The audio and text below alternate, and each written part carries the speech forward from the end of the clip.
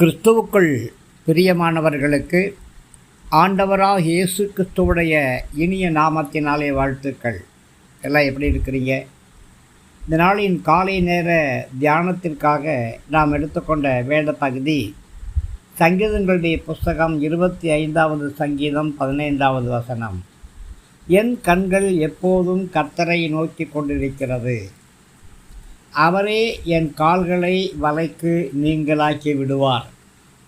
பிரியமானவர்களே, நாம் கர்த்தரை நம்பி ஜெபிக்கிறவர்களாய் இருக்க வேண்டும்.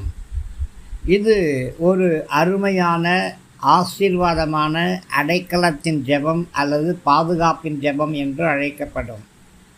எத்தனை ஆபத்துக்கள் வந்தாலும் கர்த்தர் எனக்கு ஆதரவாய் இருக்கிறார் என்று முதலாவது விசுவாசிக்க வேண்டும். அடுத்ததாக அவரையே நோக்கி நாம் பார்க்க வேண்டும். தாவீது விசுவாசத்தோடு சொல்கிறாரே, என் கண்கள் எப்பொழுதும் கர்த்தரையே நோக்கி கொண்டிருக்கிறது என்று.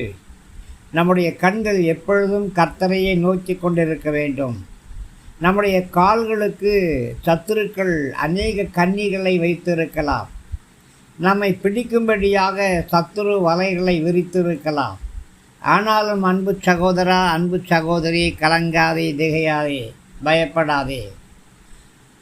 உங்களுடைய கண்களை கண்ணிகளையும் வலைகளையும் நோக்கி பார்ப்பதற்கு பதிலாக கர்த்தரையே நோக்கி பார்க்கட்டும். ஆபத்து காலத்தில் என்னை நோக்கி கூப்பிடு, நான் உன்னை விடுவிப்பேன், நீ என்னை மகிமைப்படுத்துவாய் என்பது ஆண்டவருடைய அருள் வாக்கு. அதனாலே நீங்கள் தைரியமாக, நான் கர்த்தரை நோக்கி பார்த்து கொண்டிருக்கிறேன், என்னுடைய கால்கள் சத்துருவின் வலைகளை சிக்காது, கர்த்தரே என் கால்களை வலைக்கு நீங்களாக்கி விடுவார் என்று அறிக்கை பண்ண வேண்டும்.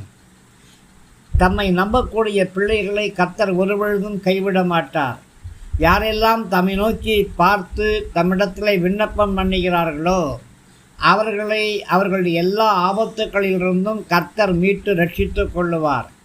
கர்த்தர் தானே என்னுடைய பாதுகாப்பு, கர்த்தர் தாமே நம்முடைய பாதுகாப்பு. நாமே தேடாமல் நம்முடைய பாதுகாப்பை நாமே சுயமாய் தேடாதபடி கர்த்தரிடத்திலே நம்மை ஒப்பு கொடுத்து விட வேண்டும். அப்பொழுது அவர் நம்மை தம்முடைய தெய்வீக வல்லமையினாலும் வலது கரத்தினாலும் பாதுகாத்து கொள்ளுவார். மறுபடியுமாக சங்கீதக்காரன் திரும்பச் சொல்லுகிறார், என் ஆத்துமாவை காப்பாற்றி என்னை விடுவியும், நான் வெட்கப்பட்டு போகாதபடி செய்யும், உம்மை நம்பியிருக்கிறேன் என்று 20வது வசனத்திலே பழையபடியாக சொல்லுகிறார்.